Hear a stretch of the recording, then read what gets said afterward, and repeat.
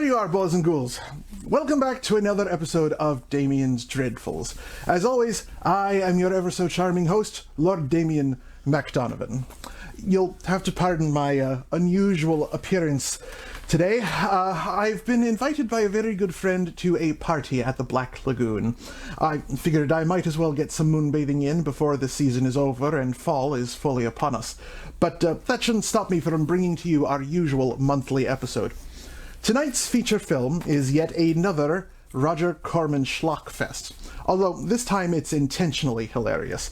But don't worry, that doesn't mean that it's a good movie, not by any means. Tonight's feature film is actually The Creature from the Haunted Sea, not to be confused with the creature hosting the party later. A 1961 film directed by Roger Corman and produced by Roger Corman and Charles Hannawalt. It stars Anthony Carbone, Betsy Jones Moreland, Edward Vane, and Robert Towne. The movie is about a bunch of American gangsters attempting to rob some Cuban officials of whatever treasury money they are attempting to escape with. That plotline might sound familiar if you are familiar with a lot of Corman's work, but I'll get to that in a little while. Unfortunately, the movie is also frighteningly short, so much like fall, which seems to get shorter every year. You know, people constantly complain about the winter or the summer being too cold or too hot, and then there's other people who complain about those people complaining about the extremes and how they shouldn't be complaining when the one or the other comes. Well, you know, everyone seems to forget that there are two other seasons that are like perfect mixes between the two of them, but we seem to see less and less of them every year. Bloody global warming. But at least the lengthening summer allows us some extra pool and beach time before Halloween comes at us like a horde of fast zombies. Anyway, there will be no zombies tonight, just an incredibly ridiculous-looking sea monster. But before we actually get into that, let's take another peek at something to help lengthen out this episode. Much like my beach towel, tonight's episode needs a little padding. So before we get into our film for the night, let's take a look at yet another chapter of the classic Bela Lugosi serial, The Phantom Creeps. Last we saw Dr. Zorka Lugosi was believed dead by the authorities and was working in secret to prevent other people from obtaining his incredible inventions. I know you don't really need to hear that from me. I'll just let the Star Wars-like text crawl tell you at the beginning of the episode. So, here on Damian's Dreadfuls is Chapter 3 of The Phantom Creeps, Crashing Towers.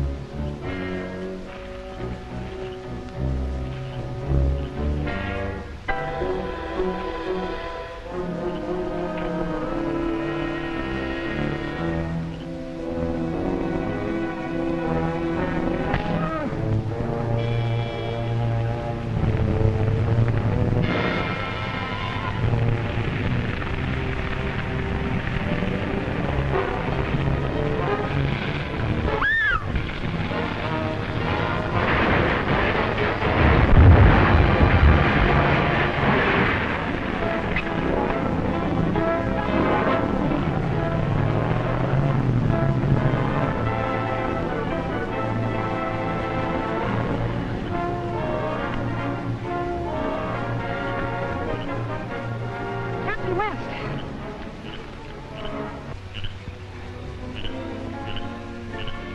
There's something over in those bushes. Keep down. Must be the driver of that car. I missed him, whoever it is. Let's get to your car. That spider, shoot it! Oh, it isn't alive. That's one of Zorka's mechanical devices. But it's poisonous. What are you going to do? Try and catch it and take it to Mallory for analysis. Hey, that isn't like a hard-boiled newspaper girl to faint. I'm not hard-boiled, and I didn't faint. I tripped. Oh.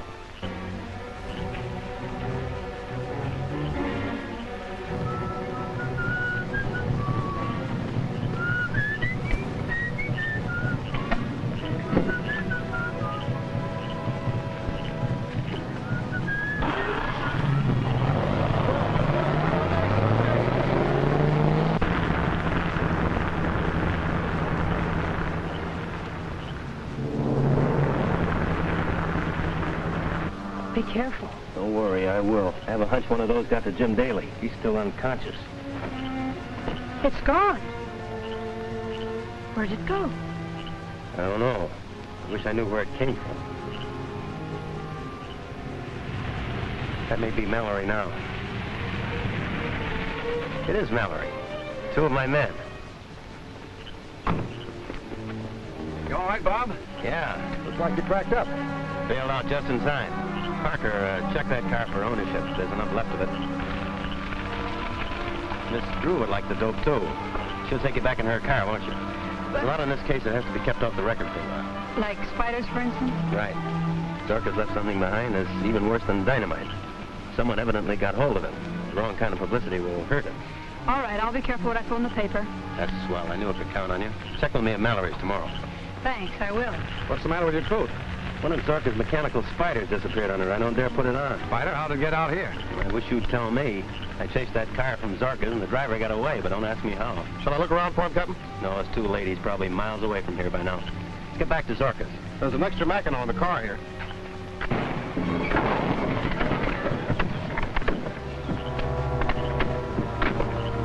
It's Monk. This is a break. The chief wants him. Let's see if we can bring him too.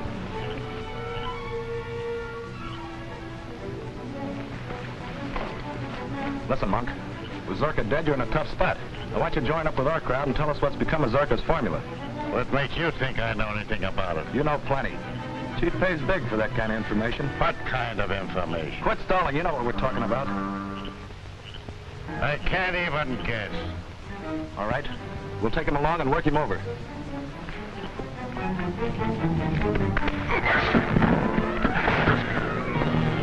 Oh, God, something hit me. Get in the car quick with the army gang.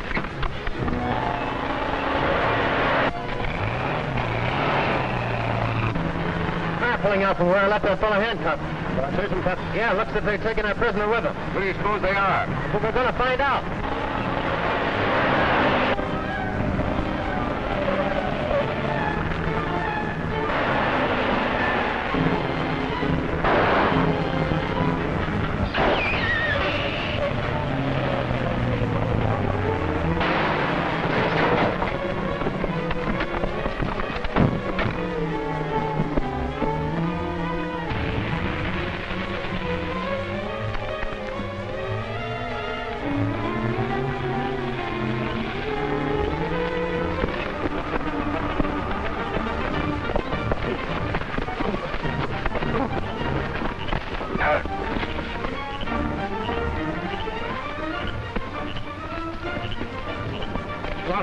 Oh, hold him, Mac. One's enough.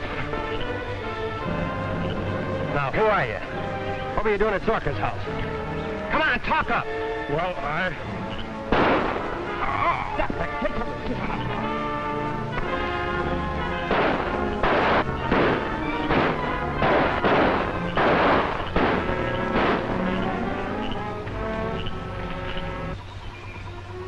Shall I go get him? No, it's too late. We got one of them anyway. You mean they did?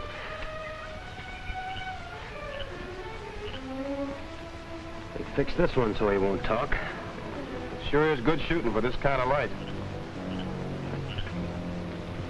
Are you men all right? Sure thing. Check his prints and measurements, Mac, and check with the FBI. I'll get the equipment out of the car. We got to find out all about this gang, who they are, and what they're doing in this business. Maybe it's the people Zorka intended selling his formula to. That's what I'm afraid of.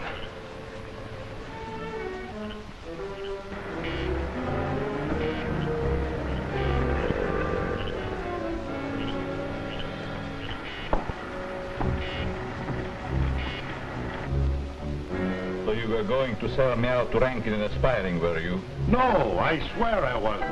Oh, I was just stalling for time. Of course.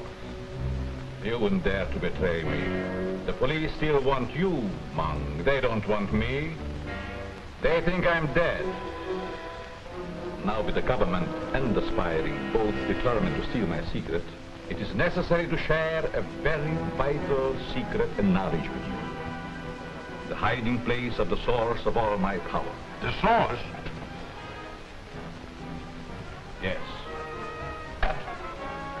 If they close in during my absence, you would be able to remove it to a safer place.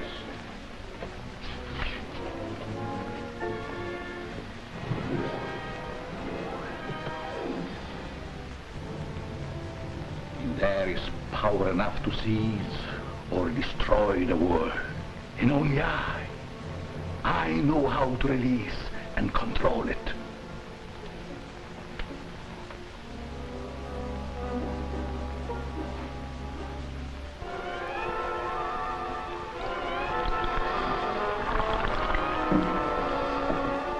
Must be kept insulated.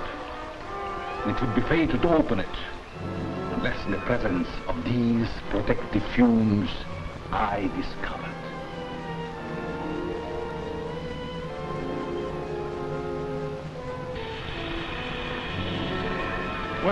Where did it come from? It is part of a meteorite that fell in Africa centuries ago. Years of research led me to the belief that some great force akin to radium lay buried there. I organized a secret expedition, attended only by ignorant natives.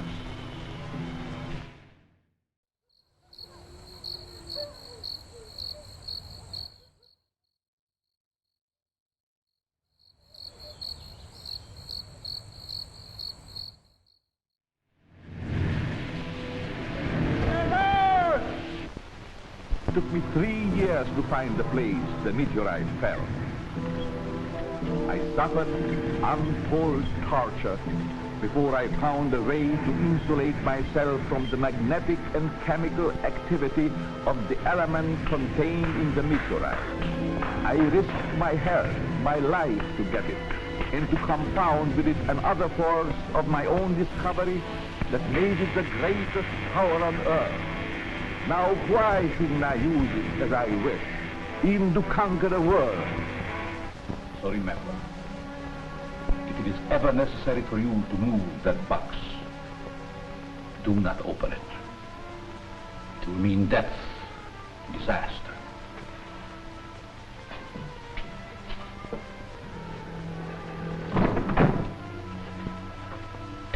You will remain here on guard.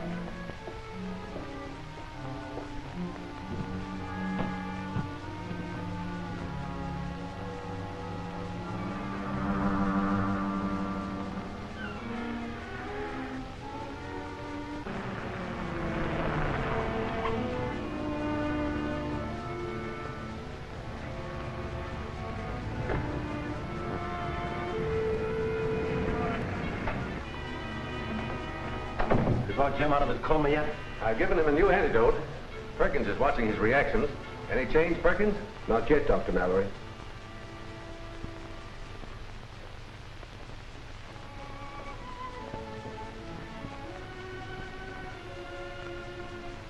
How long can he live in a state of suspended animation? That's something I'm not prepared to answer. We're dealing with a force that I don't completely understand. That doesn't mean that... Not necessarily, Bob. Any luck tracing that car those two men used last night? No, not a bit. All identification has been removed. I think Dr. Zorka must have sold his formula before he died, or else it's been stolen by some foreign agent. I hope not. Can you imagine what a terrific weapon of aggression it would be? I certainly can. An enemy can move in without any opposition. The whole country could be wiped out. Wish we could find out how Zorka derived his formula. Say, we might be able to get a clue to the nature of Zorka's element with this neometer, which reacts to radioactivity. Have you tried it on Jim yet? Yes? Any reaction? Only a slight one, but it confirms my belief that the antidote must contain a part of the element itself. That young newspaper woman is here, Doctor. Again?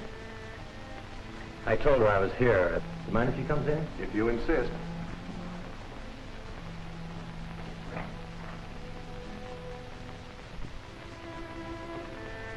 You handle that story very nicely without telling too much.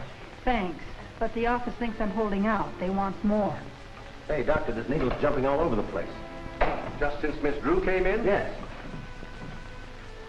Take her over by the door. Take her out. Close the door. Bring her back. Say, what is this? I don't like wrestling. Bring her closer. It reacts to her, definitely. Or to something she's carrying. Empty your handbag. Oh, so it's just a holdup. One of Zorka's discs. Where'd you get it? Dr. Zorka's house, under a withered plant. Oh, yes, I remember. I meant to take it. That's the thing it reacts to. And that's the clue for our antidote.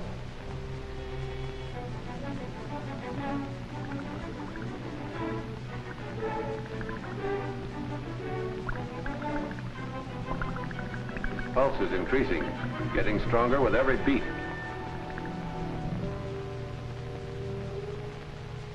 You were lucky last night that they only got one of you. It's unfortunate that the G-men are in on this. Well, they are in on it, Chief. We gotta act quick if we expect to beat them to Zorka's secret, wherever it is. You think Monk's got it? I don't know. Monk looks and acts strange. Almost as though he is under a hypnotic spell. Perhaps he is. Has it ever occurred to you that Zorka might be alive? No, what do you mean? Dr. Zorka has done some remarkable things. It's never seemed quite right to me that he should die in an ordinary accident. Find Monk. Bring him to me. Perhaps the sight of money will loosen his tongue. I know some other ways, too. Our leader is expecting us to get control of this great secret. With it, we can conquer the world.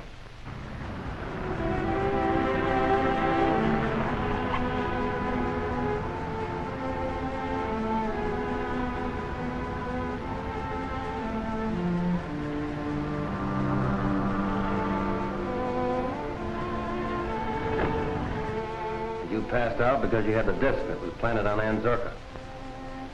Who'd want to destroy her? I don't know. Can I take this along to Zorka's laboratory? It might lead to something. Certainly. I'll attempt an analysis of what is on that disc. It might lead directly to Zorka's secret. Good luck. Come on. Along.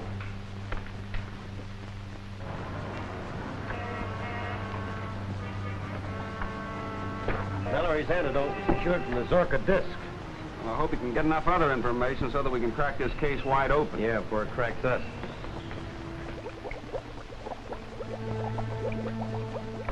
Now, if I can just get this formula properly recorded.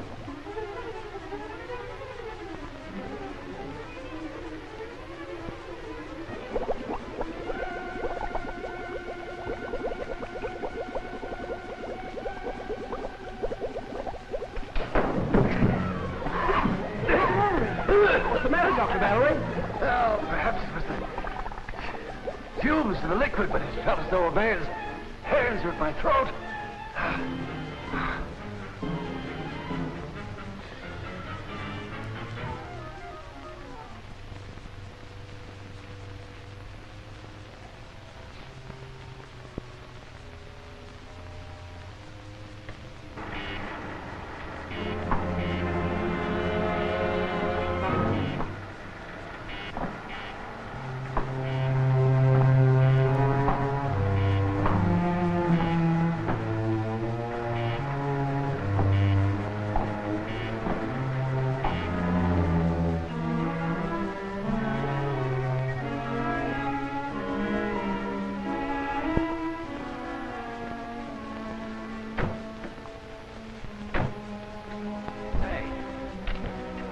always have to get here just as the sun is setting. Those long shadows get on your nerves, eh, Jim? I hope to tell you around this place. Well, let's see what this can find for us. Watch out for spiders.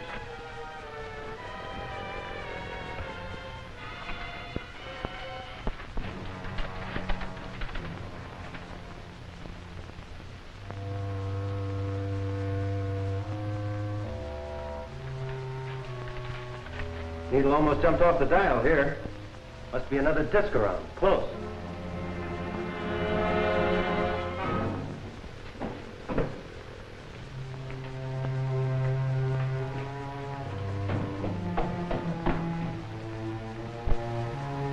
No, not so strong here.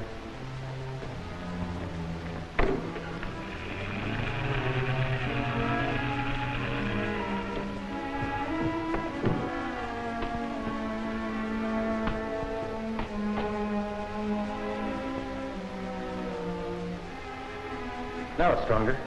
This way, Jim.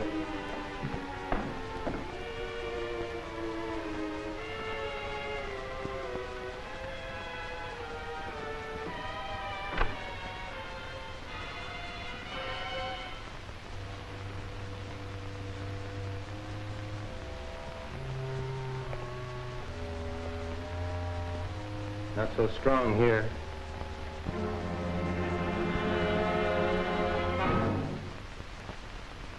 Now it's stronger.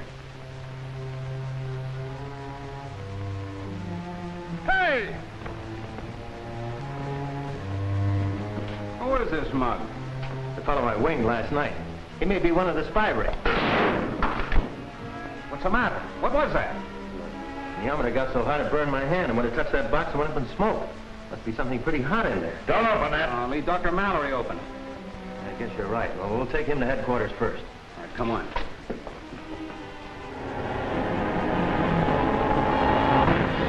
I'm going to try to open this thing.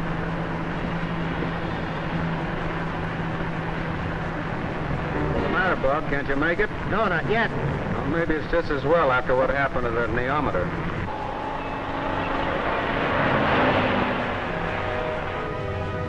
Hey, Bob. I wonder what's the matter with this car. The engine stopped running.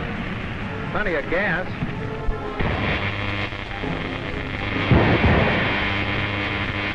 Hey, Bob, look!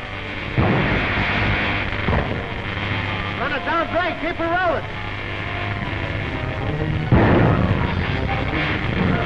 That's about before we all get blown to bits.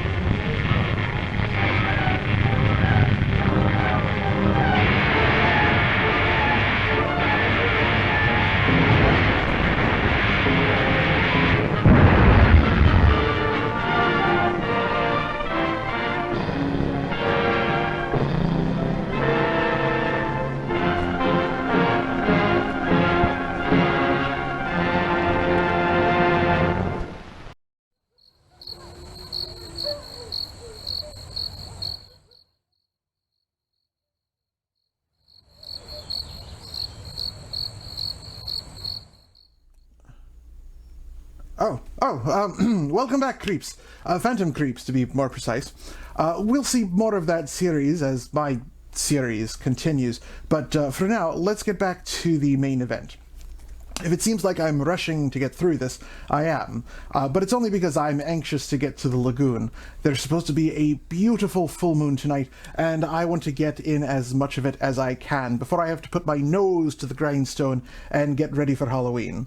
So, as I said before, tonight's feature film is the Roger Corman intentional comedy Creature from the Haunted Sea.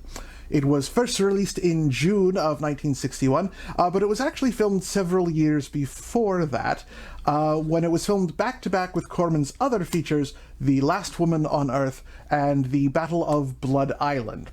He was in Puerto Rico filming both of those movies and decided to continue using those locations and cast and crew in order to whip up another quick movie. And if the plotline for tonight's movie sounds familiar, it should. The plot to Creature from the Haunted Sea was actually filmed twice previously by Corman's Productions. Let's see here. It was filmed as The Naked Paradise and Beast from Haunted Cave. While those movies were supposed to be taken seriously, This was actually intentionally written as a send-up of that exact plotline. Screenwriter Charles B. Griffith was hired to write the script with only a couple of days, and being angry about the situation, decided to write a part to be extremely difficult, a part that Corman himself had intended to play. But once he realized how difficult it would be, Corman gave it to an actual actor because it was turning into almost a lead character. The actor that he gave the role to was Robert Bean, who is also the film's boom mic operator and also plays the role of the titular creature for the film. Griffith was paid a grand total of $1,500 for his script, which is $1,500 more than I get paid for any of these scripts. But I'm not bitter or anything. Anyway, true to traditional Corman style, Creature from the Haunted Sea was filmed over a total of 5 days. Locals appeared in the film as extras, reportedly being paid only about $1 an hour, and Corman insisted that everybody in the background be incredibly busy-looking to make up for the lack of action in the foreground. Well, enough about that. I'm going to slather myself in some sunblock or a moonblock or whatever and get myself ready for the party. I'll let you get started with the movie. Here on Damien's Dreadfuls is Roger Corman's 1961 comedy, Creature from the Haunted Sea.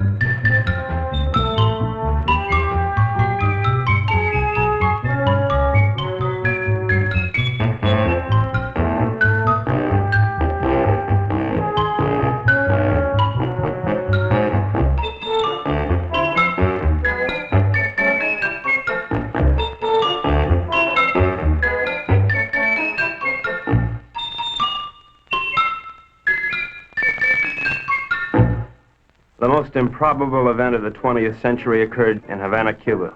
The revolutionary victors marched in, and the national complexion changed completely. They had been liberated. The survivors of the old regime escaped as best they could, taking with them only a few meager effects, such as the Cuban treasury and other art objects. It wasn't always easy to smuggle a loot out of Cuba, and so secret meetings were being held all over the island. This story of robbery, double-cross, and murder begins with just such a meeting.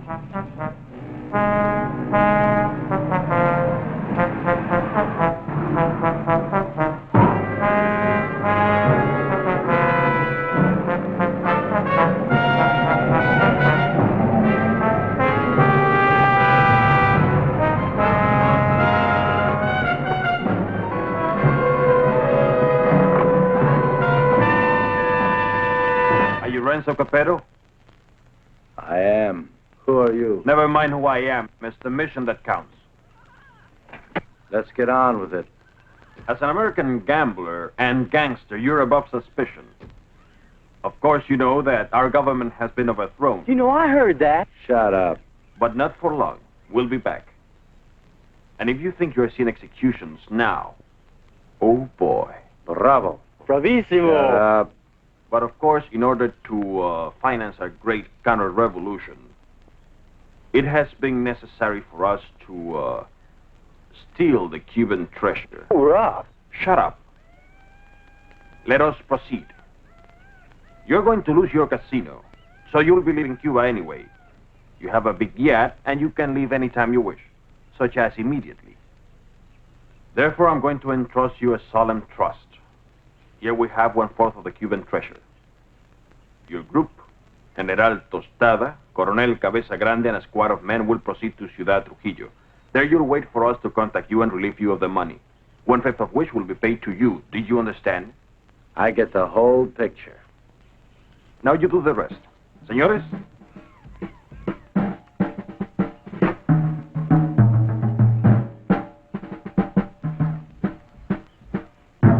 General Tostada, Coronel Cabeza Grande, Señor Renzo Capeto y... My name's Happy Jack Monahan. Glad to meet you, Jen. Mis buenos amigos americanos, nos cabe el honor de preservar el honor del honor cubano. En un solemne acto de confianza han confiado en nuestras confiables manos ese botín con el cual reconstruiremos todo lo que Castro piensa construir. Yo os saludo. And now, the gold.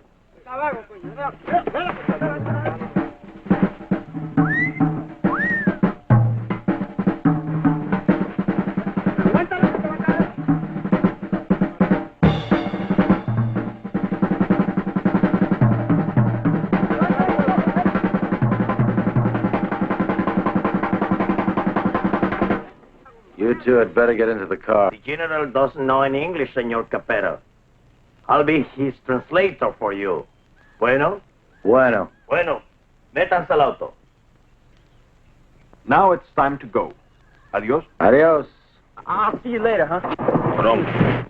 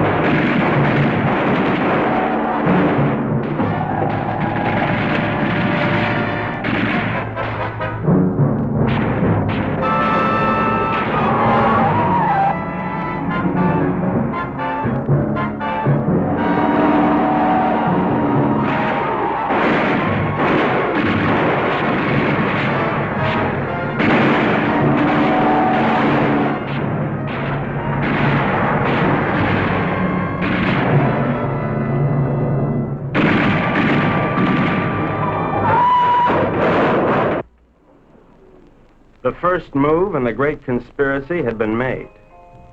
The Cuban treasury was now in the gentle hands of Renzo Capeto, the most trustworthy man ever to be deported from Sicily.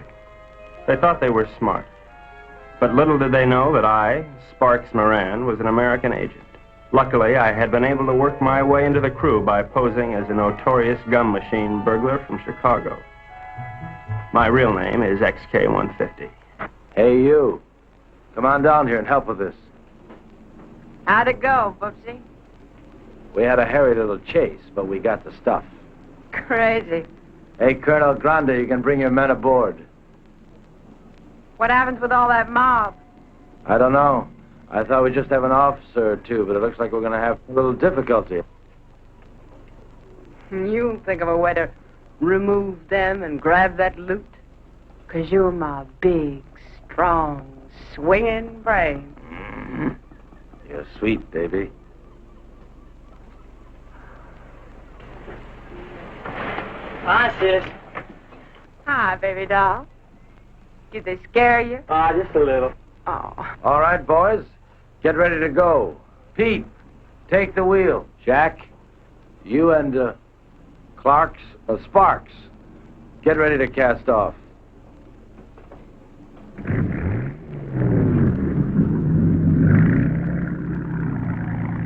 Well, well, this is a beautiful night for sailing.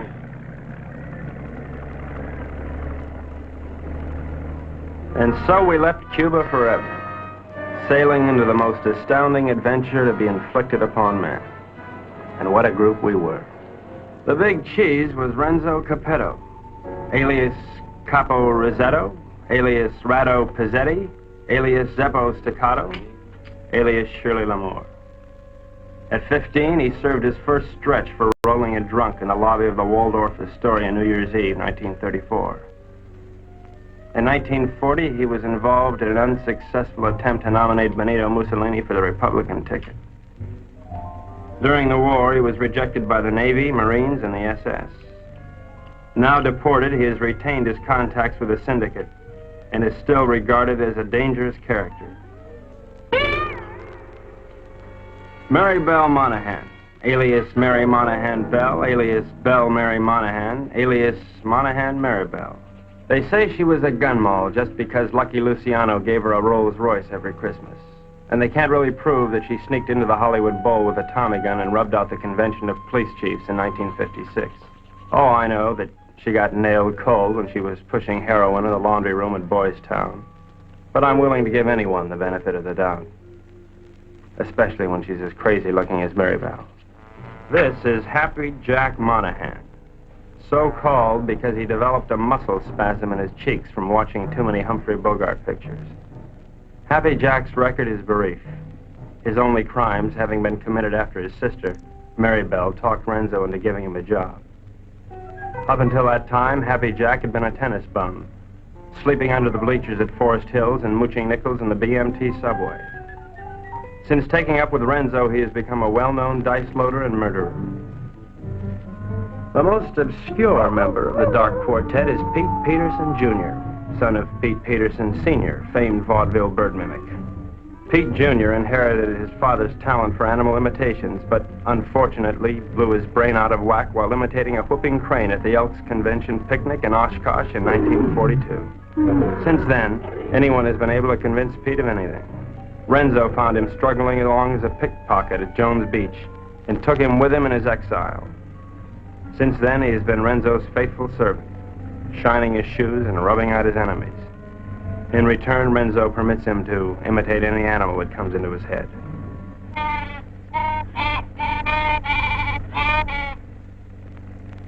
That, for instance, was the mating call of the Himalayan yak.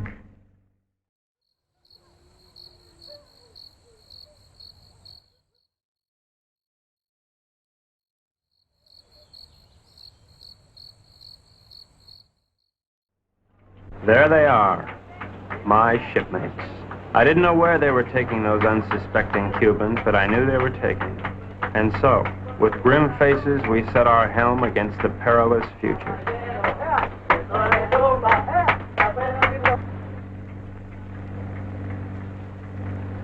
Okay, now before I begin, does anyone anything to say? Pete? How about you, Jack? What do you think we should do? Give up? Oh, now, honey, is that any way for Mary Bell's big man to talk? Now, look. We've got to get rid of at least half of these Cubans without making the rest of them suspicious.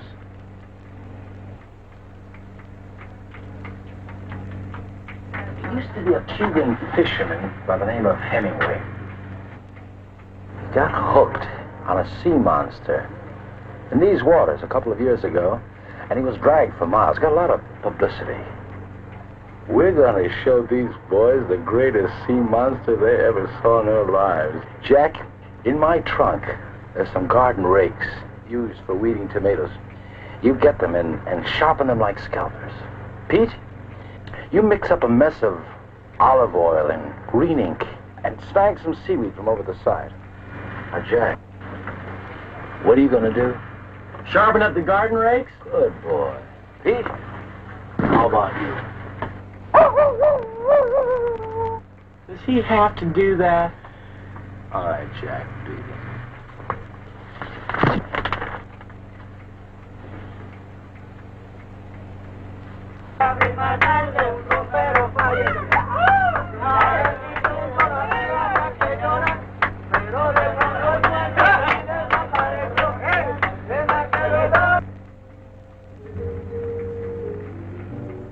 We've had a good life together, haven't we, baby? You know it, Poops. Winters in Tijuana, summers in Cicero. Remember that wonderful trip we took to Monte Carlo? You mean at the time we heisted all those $100 chips? Sure. I'll admit, I couldn't really hear anything through that door, but I was sure they were up to no good. I knew it was up to me to stop them. Now we're off again to parts unknown. Is It's like a second honeymoon. You know something? We ought to get married. Now, don't be a drag, baby. How much Jack you think's in that strong guard? There's plenty of Cuban sugar, though. What are we gonna do with all of it? I don't know. I always wanted to open up a home for the aged hoodlums. Baby, you got a heart as big as all outdoors.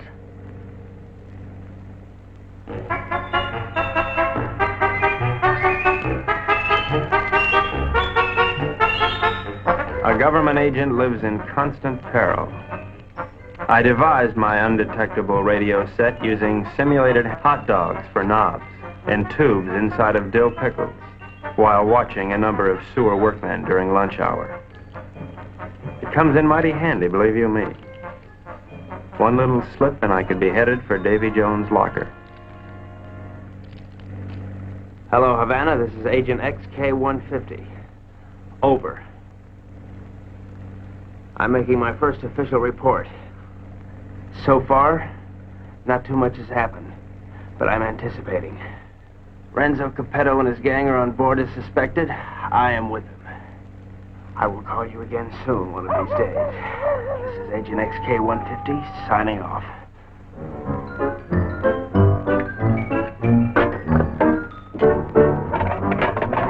What's happening? Just having a bite. Gee, that looks good. Do you mind if I join you?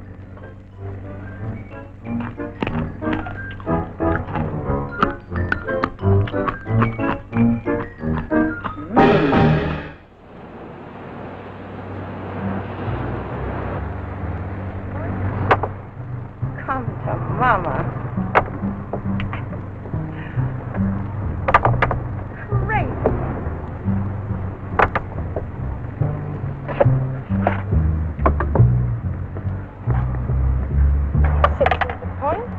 Good morning, encantadora y hermosa criatura. The general says, "Good morning, you gorgeous, beautiful creature." Would you ask the general to remove himself from my presence? Ella dice que muy buenos días para usted, mi general. Usted para mí es como una flor del mar, como un ángel de Neptuno sonriéndole al mundo. The general says you are a golden angel flower singing. Would you tell the general that I feel that he'd be most at home, barbecuing slowly over a hot spit? Ella dice que mi general es un hombre muy digno y de gran empuje.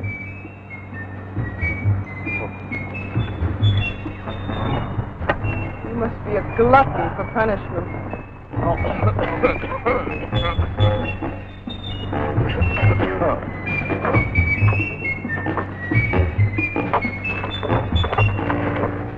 What do you want? You're too good for this life. You're young and you're innocent. You should get out. Only getting is good. Are you unwell? The getting is great. You're a victim of circumstance. I try. I do try. You're a crazy, mixed-up kid. I am perfectly adjusted to my life of crime. Now, what is your story? Oh, well, you see, I'm beyond help, but you're not. You can find a clean young man to marry, and... I haven't got the time. But I can help you, Mary Belle. You can turn blue. Don't worry, Mary Belle. I'll save you. I die. That's a comforting alternative.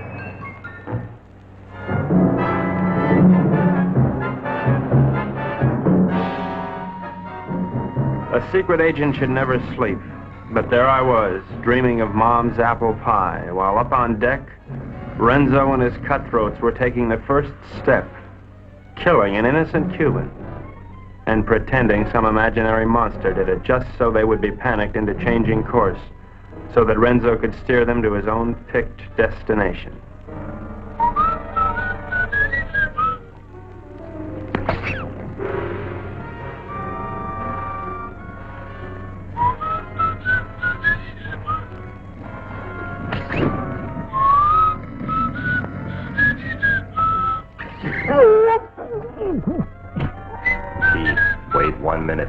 give the alarm.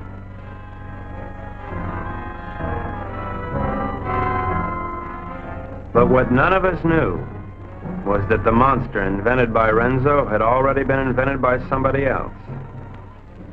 By a couple of other monsters, I guess.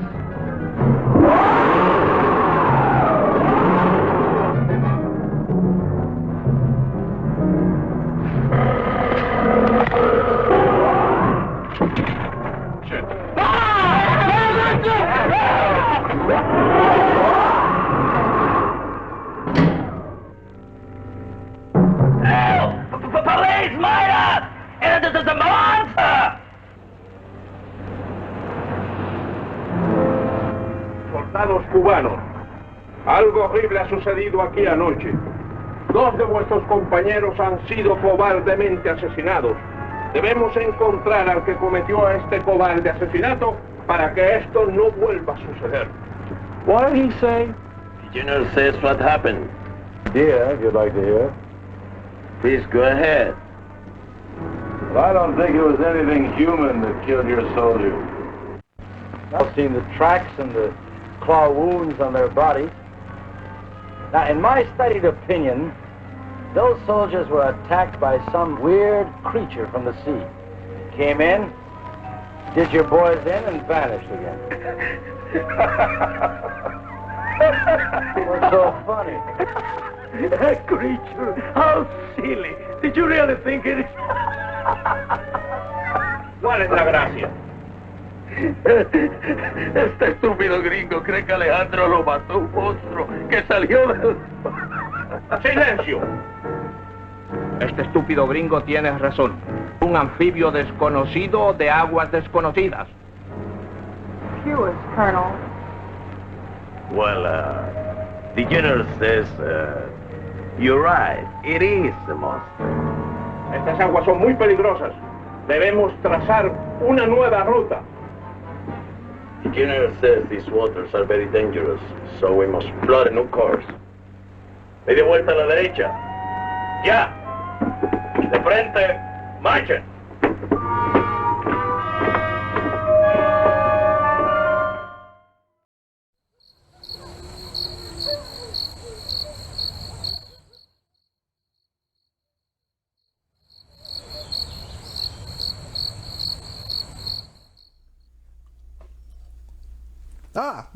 Welcome back to Damien's Dreadfuls, my little crypt kickers. Are you enjoying the movie so far?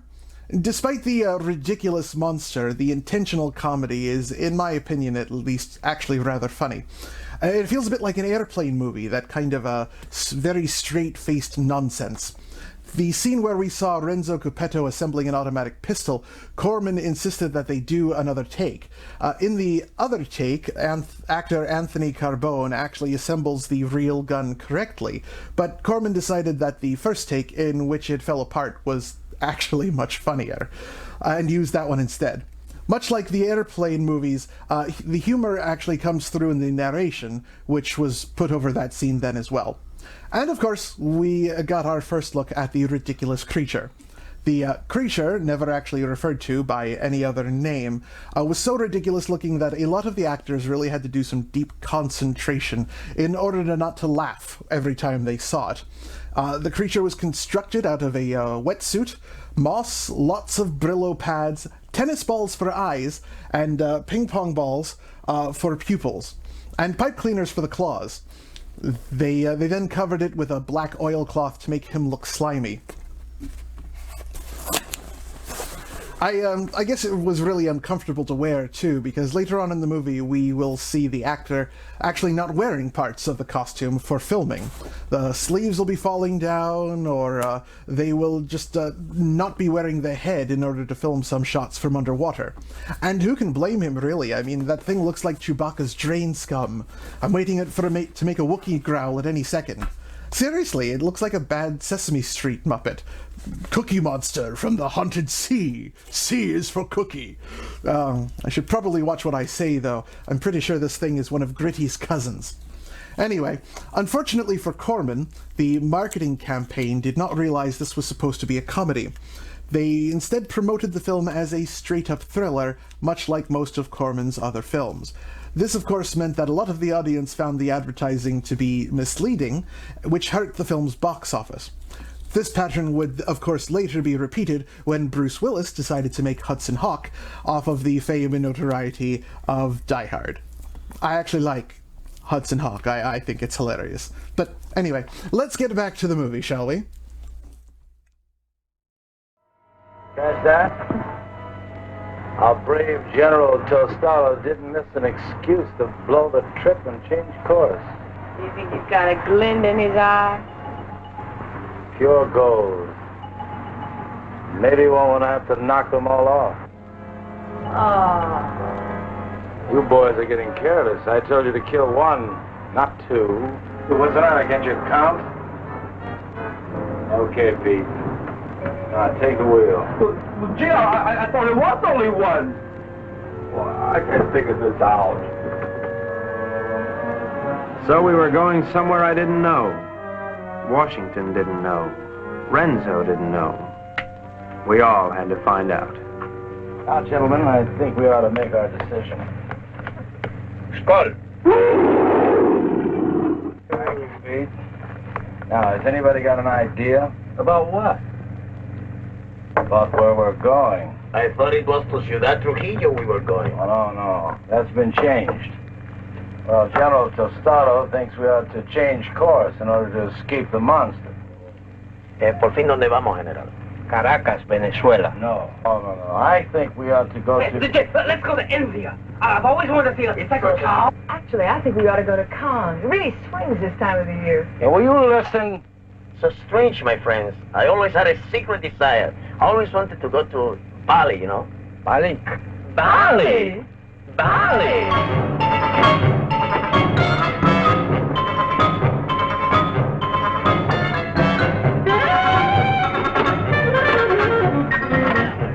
We are not going to Bali. Caracas, Venezuela. No. Please tell the General that I am convinced we ought to go to San Juan, Puerto Rico. Él dice que está convencido, el único sitio puede ir es a San Juan de Puerto Rico.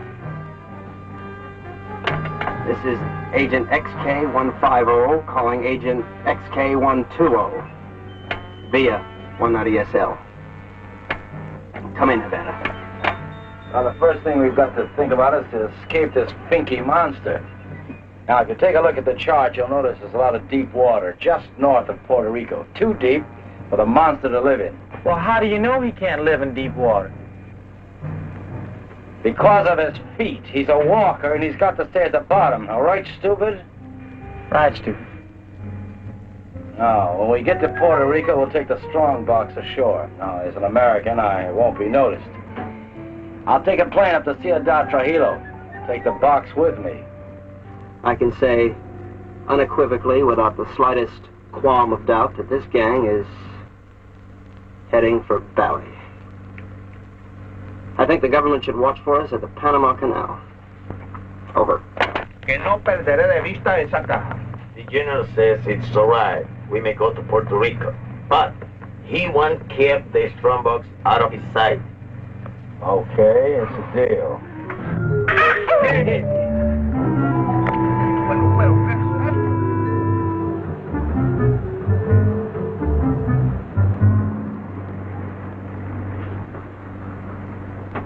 I think I smell land. Are we almost there?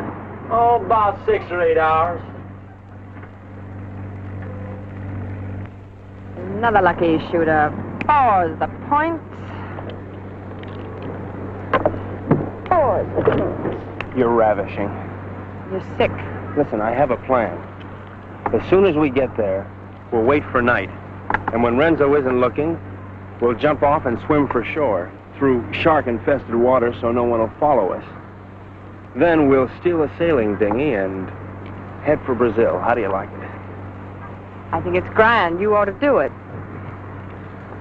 Well, I meant you too. Honey, I wouldn't ride on the same bus with you. Now, Pete, I want you to listen carefully. Now, on the north coast of the Big Island, there's a teeny speck of land called La Isla del Borracho named after one of Columbus's lieutenants. It should be deserted by now. We ought to be able to land there, huh? Good. Now, there's a reef around the island and a very narrow opening which we have to go through. I am going to run this yacht on the rocks, right at the entrance. Now, during the panic, we'll take the strong box, load it on a skiff, and head for shore. Now, Pete, when we get over 30 feet of water, I'll give you a signal.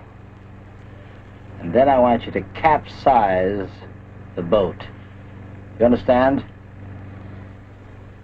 Later, Pete, we'll come back and dive for it.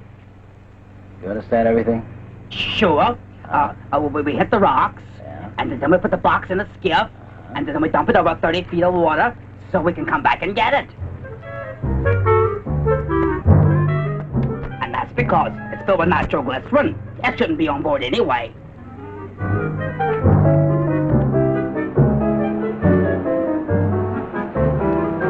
Aldebaracco.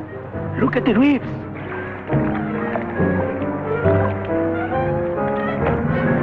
Reefs, dead ahead.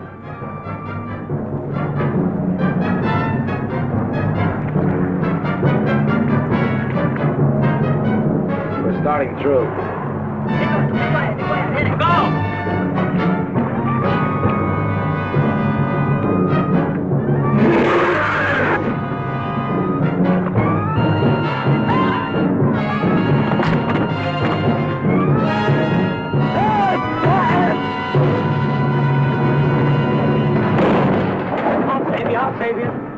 Come on, boy.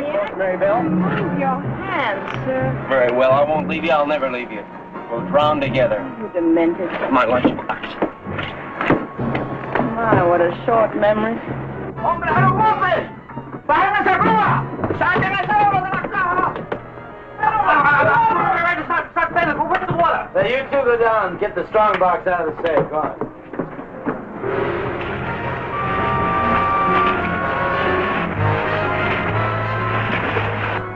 It's all right. Be calm, everybody. The boat's insured.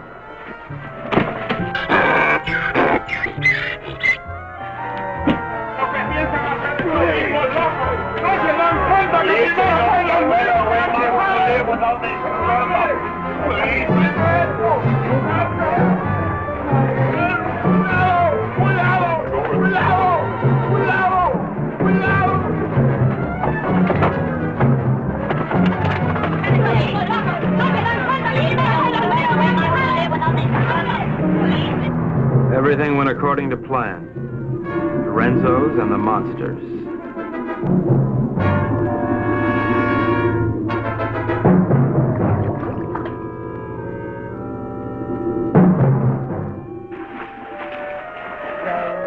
Row your boat gently up the creek. Merrily, merrily, merrily, merrily, I'm going to be sick.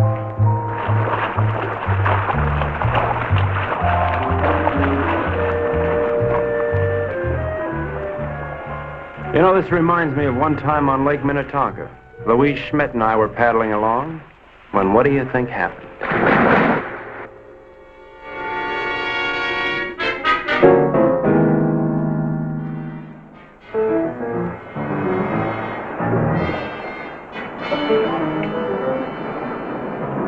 General says to have your order as soon as he can estimate the situation. Well, you can tell El General. Tell him he's through giving orders around here.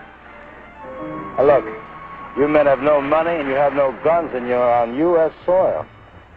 That's all right, I'm on your side.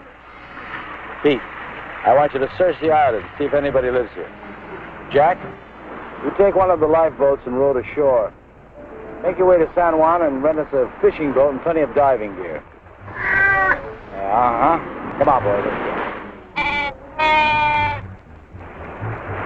Oh, Colonel, you see if you can get your men to build us a lean-to or something to keep the rain off. Atención. De frente. Marche.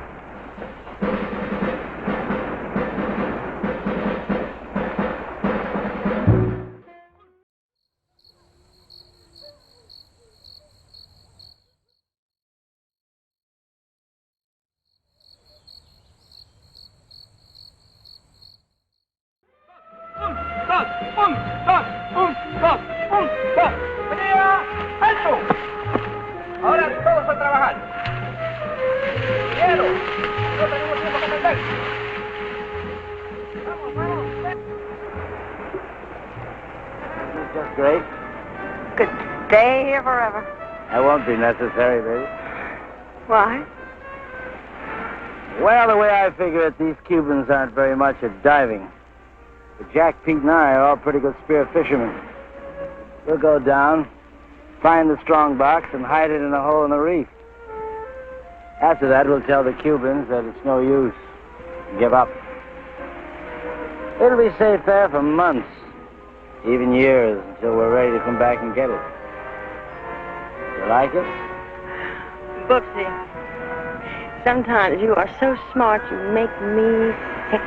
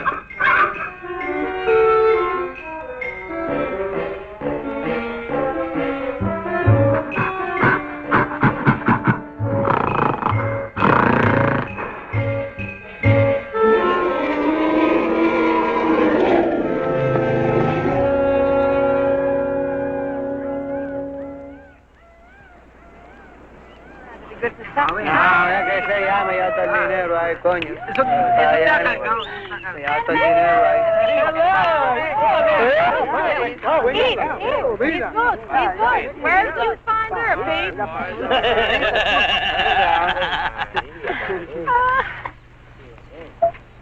Pete, aren't you going to introduce me to the lady?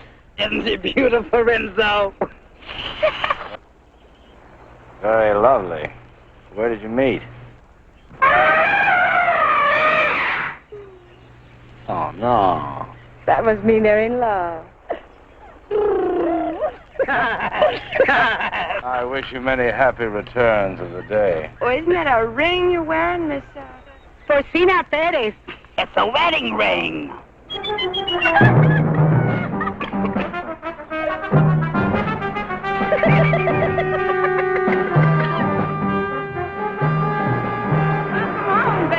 Aloha. Get the equipment. Oh, about 20 bottles, 10 regulars, masks, spear guns, the works. Overdid it as usual. Well, okay, we're going to start diving this afternoon. I brought something else on with me, too. No, pongan todo eso ahí otra vez. Vamos a muy... Carmelita, I'd like you to meet Renzo Capetta, my sister Maribel, Mr. Pete Peterson, and, well, I don't know who the large woman with him is. Porcina Perez. Hi. Hello, everybody. You found this woman in San Juan? Well, she was living in a sort of sorority house down by the docks. She's awful friendly. Why don't you come on with me, honey? I'll show you our sorority house. Senor Capero, I have the honor to report that my men will be ready in 1 hour. Ready for what? To dive to the strandbox. You mean your men are divers? Yes, they are Cuban Army frogmen.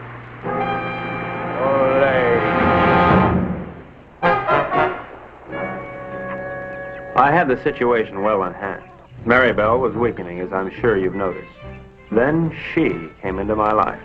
I didn't see her coming, but somehow I sensed her presence and knew that my life was changed forever. Hello, who are you? Carmelita Rodriguez. Sparks Moran. As a trained espionage agent, I could tell that she was attracted to me. But I wanted Maribel, and Maribel wanted Renzo. and Renzo wanted to go. Hey! Mark! Idiot! Let's keep this thing firm. You all right? Oh, yes. All right, we're ready. Let's just keep it on. I don't know, but I'm ready.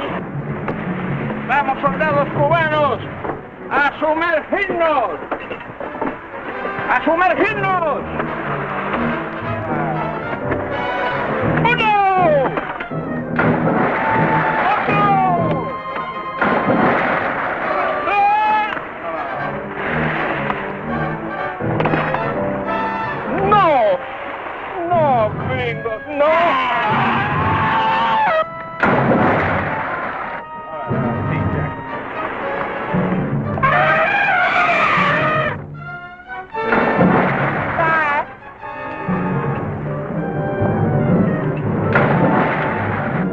Good luck, Brooksy.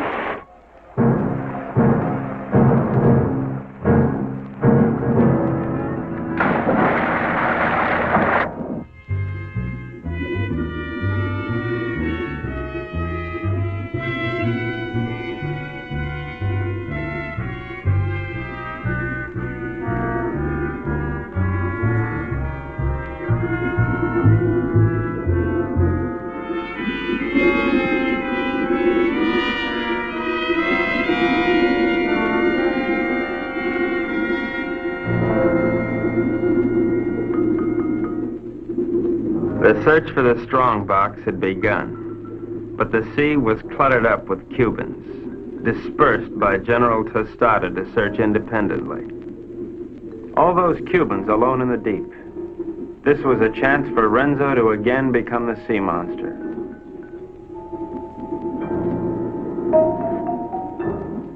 A lonely Cuban had found one of the many wrecks on the bottom.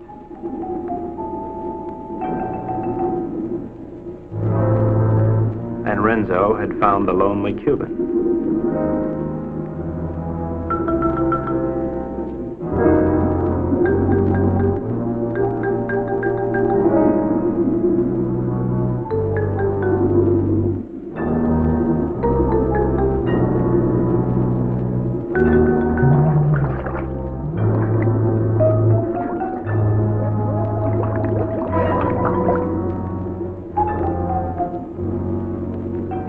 Their attack was cleanly executed. The victim was dead, the killers delighted, but not satisfied. Renzo must have another quart of Latin blood.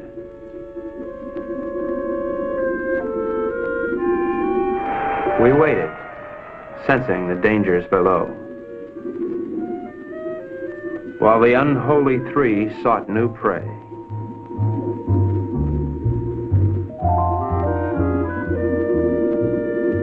It didn't take them long to find it.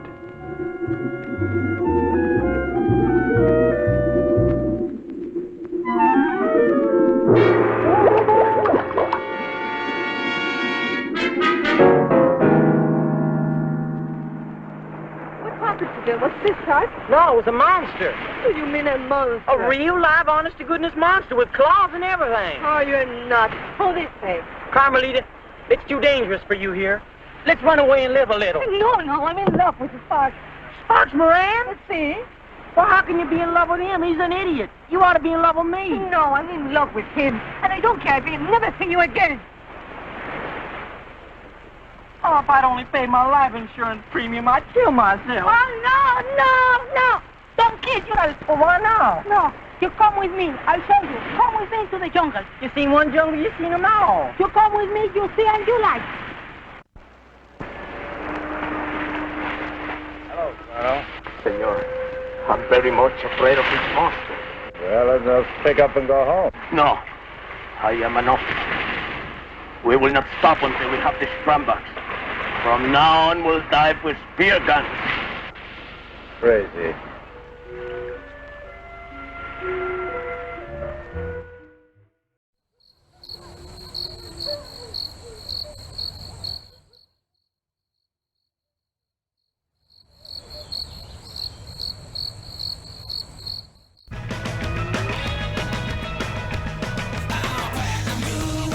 my gears were stripped, I had to walk back to the...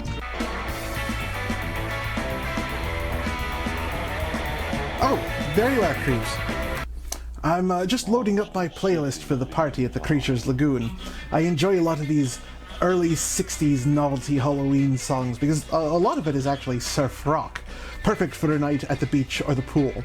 I would talk a little bit about the movie soundtrack, but it wouldn't be anything that you haven't heard before. The score for tonight's film is yet again coming to us from composer Fred Katz. The score for this film was sold to Roger Corman for a grand total of 7 times for different movies, as though it was a different score. In fact, we've actually heard it at least twice on my show. The other movies that this soundtrack was used for include The Wasp Woman, and last year's Halloween double feature episode, The Little Shop of Horrors. I suppose there is one other notable thing that we could be talking about this soundtrack for, but I'm not really sure if I should, just because we're not showing the right version of the movie.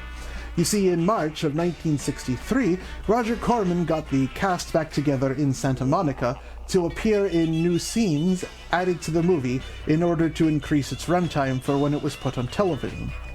We are not showing that version of the film tonight, of course, so it doesn't really matter. But along with those new scenes, they also added a title song to the movie, sung by the film's actress Betsy Jones Moreland. Monty Hellman, who directed the additional scenes, insisted on adding a theme song because he just felt like a film titled Creature from the Haunted Sea should have its own song. Of course. Anyway, well, I'm going to finish loading up my playlist for the Lagoon. I'll let you finish off the movie.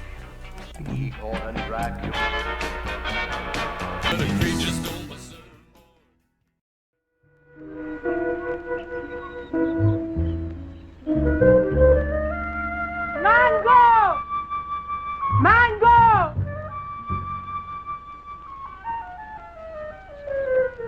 Mango!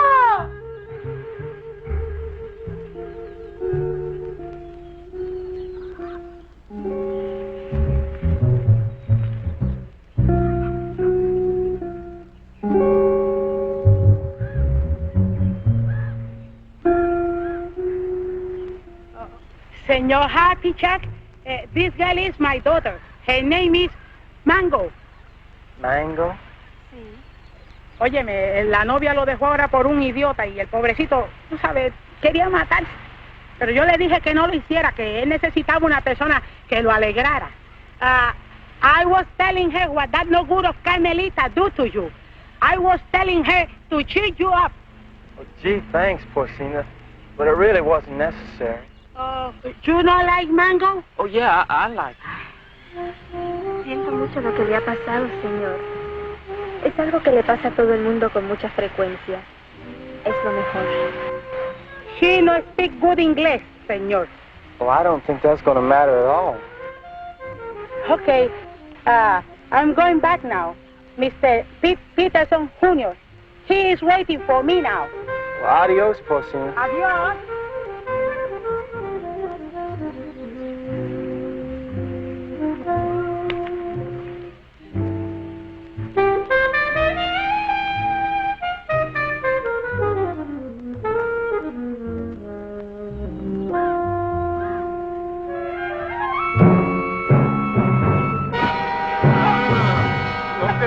Vas a ir con la tuya, ¿verdad? ¡Suéltame, perro sapo! ¡Suéltame! ¡Quita tus manos sucias arriba de mí, perro!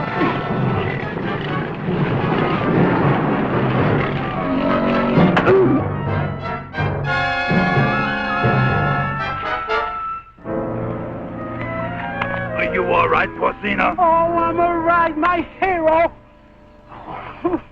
Hey, where's Happy Jack? Oh, come on. I'll take you to them. Them? Yes. Tú eres muy dulce, aunque un poco estúpido. Oh, I don't know what you said, Mango. But it sure was wonderful. Mi madre quiere que yo sea agradable con los extranjeros. Es como una especie de bienvenida para los turistas. I feel the same way, Mango. I never felt like this in my whole life before. A ella le gusta que yo los entusiasme para poder venderles sombreros de palma de coco y sandalias. Oh, I know, Mango. I know.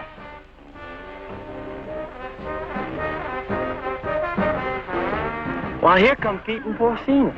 Se parecen a los premios más baratos en una galería de tiro. Hi, Jack. Who's your friend? Well, this is Mango Perez, Porcina's daughter. Gee, she's almost as pretty as her mother. Yeah, she's wonderful. Yeah, but can't she do imitations? Well, I don't know. And I don't care, because I love her. Gosh, you're gonna marry her? Yeah, well, why not? Why not?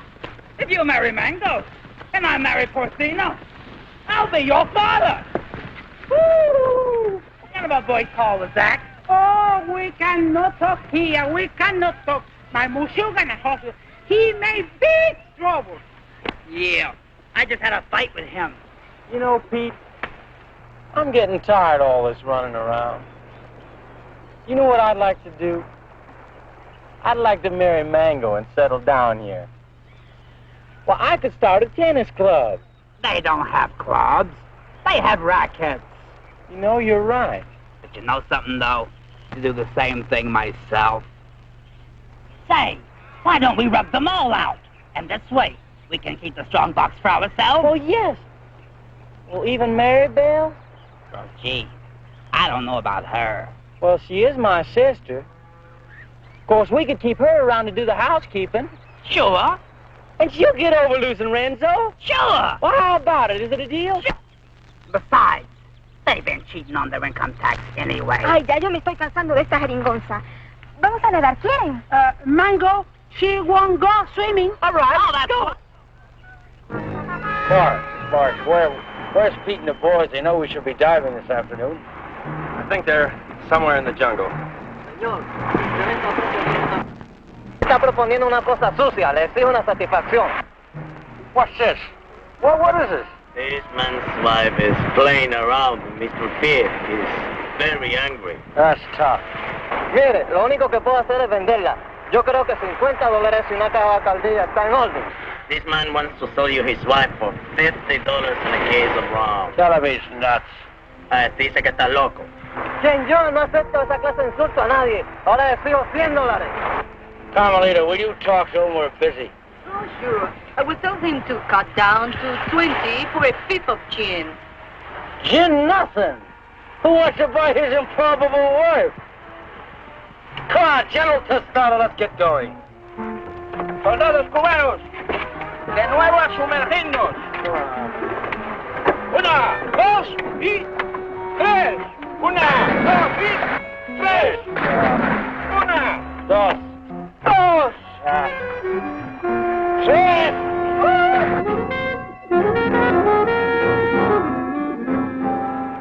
All right, baby. Listen, you hold on to these, because I can't use them without Peter Jack to help me, huh? I'll keep them warm for you.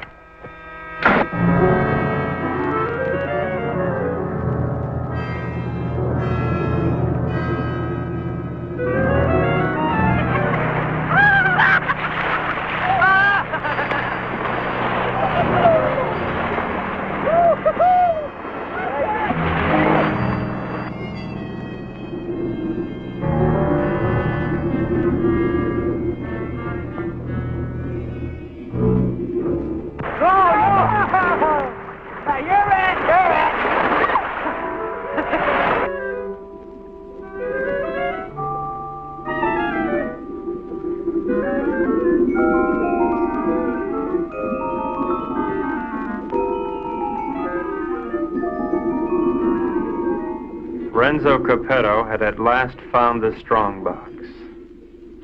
And the unknown partner had found Renzo Capetto.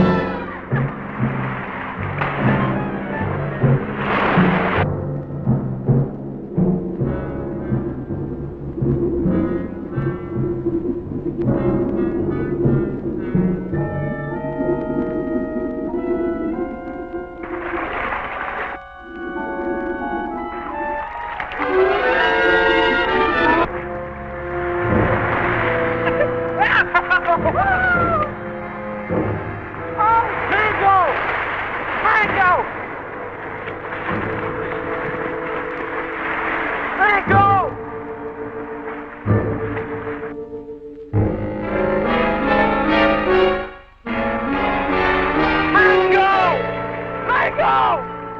Mango! Please! $1,000, please!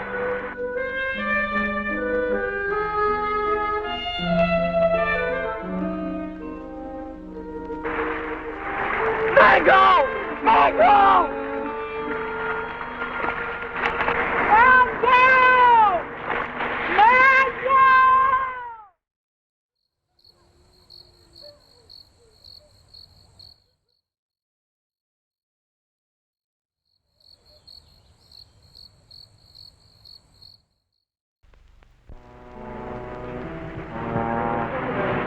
Why'd you have to do it, Renzo? Why did I have to do what? Don't play games with me. Why'd you kill her?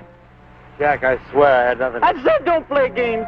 We all saw the same 5 incisions in those round marks on that stupid toilet plunger. Why'd you ask Maribel? I gave her the rakes before I went under. That won't play. You had 2 more in your trunk, just in case, you said, remember? Yeah, I remember, but they're still there. I can't convince them, honey. Maybe you can. Sorry, honey. I'm afraid I'm going to have to go along with Jack. You think I did it? Well, what else can I think? You made that monster up out of thin air. Now, don't try to tell me it's real. I'm not that stupid. Well, I am. I always believed in it. But it's got to be real. Either that or the Cubans are trying to kill us off. I can't buy that. I don't care what you buy. From now on, we're going to dive with spears like the rest of them. We've got to get rid of the rest of those Cubans as quickly as possible. Now, we'll start tomorrow morning with tostada. Jack? Pete?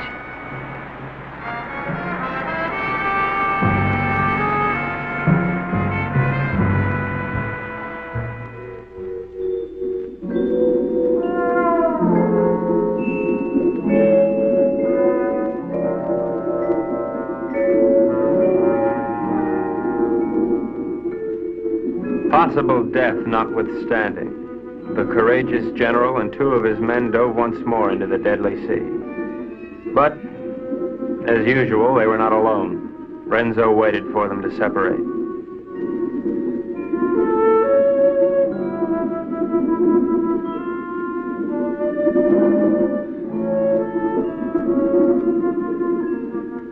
One pulled away, and then there were 2.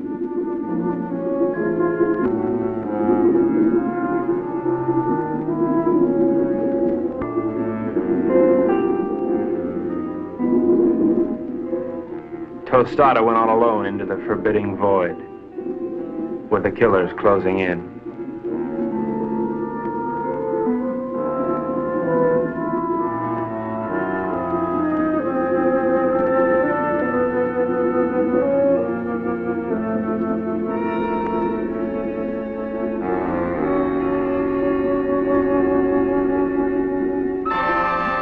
The giant observer stood watching over a pathetic bit of cloth, all that remained of Mango.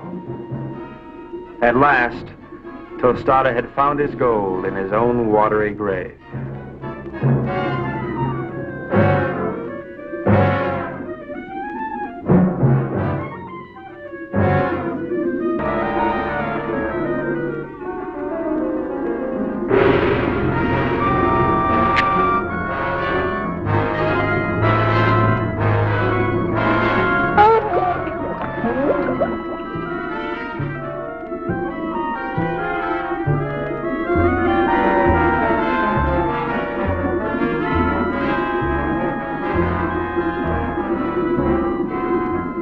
The general died as all generals should. His greedy murderers let his body drift away while they congratulated each other.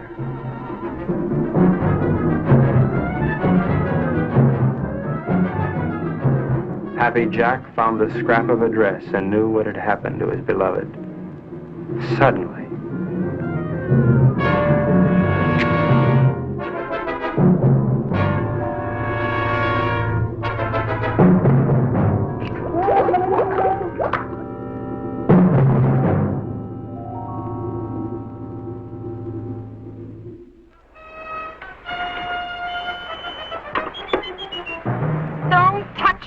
honey. Go ahead, try to talk yourself out of it.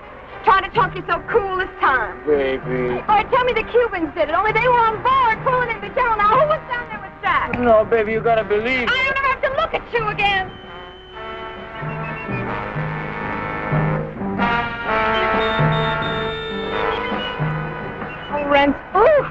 Mary Bell, I saw what he did to you. He killed your brother. And now you've got to leave, Mary Bell, and there's no one to help you but me. Oh, Mary Bell, I love you so much I could split. Just get on.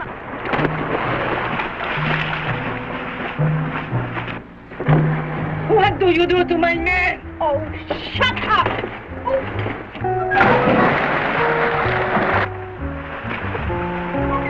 I'll take it.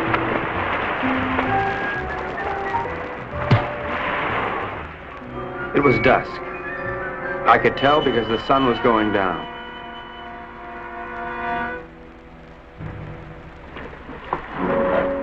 You were right, senor. All my army is finished. I know when the general died. I don't care about the fox anymore. Let the monster keep it. I don't want him to kill any more of my men. Neither do I, Colonel. I think we must go to Ciudad Trujillo in the morning. You can go anywhere you like. I'm going home. To America? America? No, I can't go back there anymore. Sicily. Oh. I've got an uncle there who's been after me for years to help him stamp grapes. It's beginning to appeal to me. Mary Bell hates me. I know. But I love you. It's kind of nice having somebody love you. Why don't you try to love me? You might like it. I guess I can try. She pressed her hot Latin lips against mine, and I forgot everything but Carmelita. But our silent partner was not going to let me forget. This was it. There was but one thing a responsible, trusted representative of the United States government could do at a time like this. Get out of there. Mary Bell. Yes? Honey, I'd just like one more chance to explain. Please. It's all right, Brooksy. Doesn't really matter. No matter where you go or what you do or whom you kill. I'll love you till the day I die.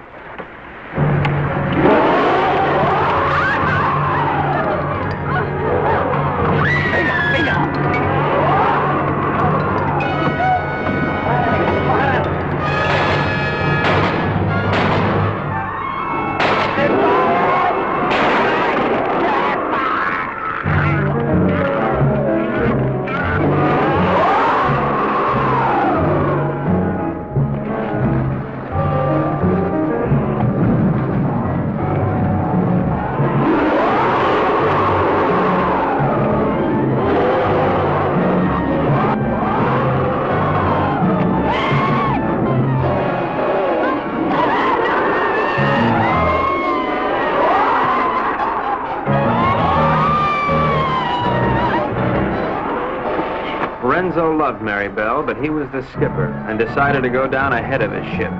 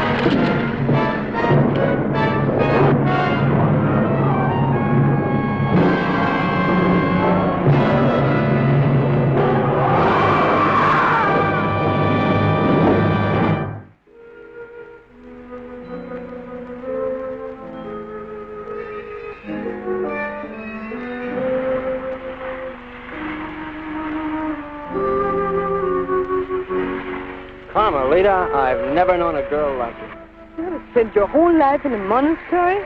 Carmelita, I love you, and I want to marry you and take you away from all this. That I would like it, I think. Of course, we'd have to live on the salary of an American spy, which is $41.50 a week. I don't care. You're so strong, so intelligent. You see how you solved the whole case? You're the smartest little pea in the whole world. I'm not really as smart as I look, Carmelita. You see, I have to admit that all that time I thought Renzo and the Cubans were trying to steal that strong box. But I was wrong. The real killer was the monster. So what? You're beautiful. So I got the girl. And guess who got the gold?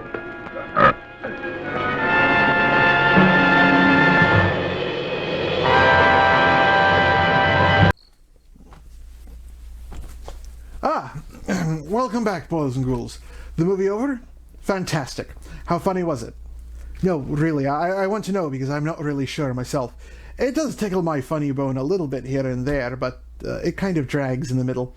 I enjoy the comedy in the airplane style, and some of the language and contemporary jokes are a bit humorous, like the Spanish joke names like Colonel Cabeza Grande, otherwise known as Colonel Big Head, or how the reef is located on Isla de Borracho, or the Isle of the Drunk.